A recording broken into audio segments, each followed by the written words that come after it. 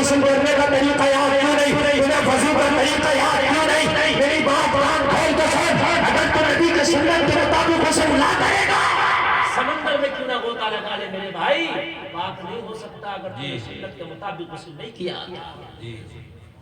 لیکن نہیں پوچھتے، شرم لگتی ہے۔ ہمیں شریعت کبھی یاد آتی ہے موت پر، جب موت آئے گی تو حضرت آئیے غسل دیجیے۔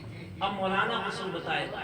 اور میرے بھائی تجھے زندگی میں بھی تیرا غسل یاد ہونا چاہیے تھا کہ کس طریقے سے ناپاکی کا غسل کیا جاتا ہے، کس طریقے سے پاکی حاصل کی جاتی ہے۔ جلسے میں آنے والوں، کپڑا ناپاک ہو جائے تو پاک کرنے کا طریقہ الگ، انسان ناپاک ہو جائے تو پاک کرنے کا طریقہ الگ، تیرا بستر ناپاک ہو جائے تو پاک کرنے کا طریقہ الگ۔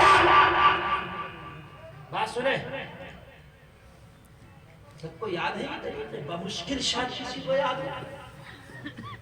مرنے کے بعد ہمیں یاد آتا کہ حضرت غسل دیجئے، کفن کیسے پہنایا جائے گا۔ اب کفن بتایا جا رہا ہے، کفن لایا جا رہا ہے۔ میں یہ نہیں کہہ رہا کہ مرنے کے بعد آپ بغیر غسل کے آپ اس کو دفنا دو، لیکن مرنے کے بعد تو صرف ایک غسل ہے، مرنے سے پہلے تو تیرے ہزاروں غسل تھے۔ اگر 60 سال جیا تو کیا پتا کتنی بار تیرے پر غسل واجب ہوا ہو، کیا معلوم کتنی بار غسل واجب ہوا ہو۔ تو یہ تو ایک غسل ہے، مرنے سے پہلے تو تیرے ہزاروں غسل تھے، ان کی ذمہ داری کس کے اوپر تھی؟ توجہ فرمائیں آپ میری بات۔ اس سے پہلے کہ موت کا فرشتہ آ کے ملاقات کرے، ان چیزیں کی اصلاح کر لو۔ اگر غسل نہ کر سکے، نماز پڑھو گے نماز قبول نہیں، تلاوت کرو گے تلاوت قبول نہیں، دعا کرو گے دعا قبول نہیں۔ اگر آپ پاک نہیں ہے، کعبے میں جا کے طواف کرو، طواف کرو۔ یہ جو علماء اتنے بیٹھے ہیں میرے بھائی، یہ علماء اسی کام کے لیے، خالی امامت کے لیے نہیں ہے۔ شرم کی کوئی بات نہیں ہے اس میں۔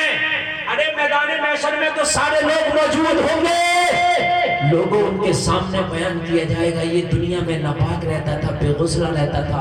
مجھے بتاؤ تب کتنی شرم لگے گی۔ آج تو خالی مولوی کے سامنے شرم لگے گی، ہے کہ نہیں ہے؟ پوچھو غسل کا طریقہ کیا ہے۔ ہمیں موت میں ساری شریعت یاد آتی ہے۔ مرنے کے بعد تو گھر والے بھی کہہ دیتے ہیں حضرات بچوں سے قرآن خوانی کراؤ، سارے بچوں کو لے آؤ، قرآن پڑھیں گے، قبر پہ بھی پڑھیں گے، گھر میں بھی پڑھیں گے۔ تو زندہ تھا تب تو نے ان بچوں کا قرآن سنا ہوتا۔ زندگی میں تو ہمیں قرآن نہ پڑھنے کی فرصت ہے نہ سننے کی فرصت ہے، مرنے کے بعد ہمارے نام کی بڑی قرآن خوانیاں ہوتی ہیں۔ میں یہ نہیں کہہ رہا کہ مرنے کے بعد قرآن خوانی نہیں ہونا چاہیے، لیکن کیا تیری زندگی میں قرآن پڑھنے کا اور قرآن سننے کا تیری ذمہ داری نہ تھی؟ ارے زندہ تھا تب بھی تو قرآن سے قریب ہوتا۔ مرنے میں ہمیں سب یاد آتا ہے۔ کفن بھی اب بتائیے کیسے حضرت ہوگا، کفنی کیسے ہوگی، تمیز کیسے ہوگا، تہبت کیسے ہوگا، صاحب شریعت کے مطابق ہوگا۔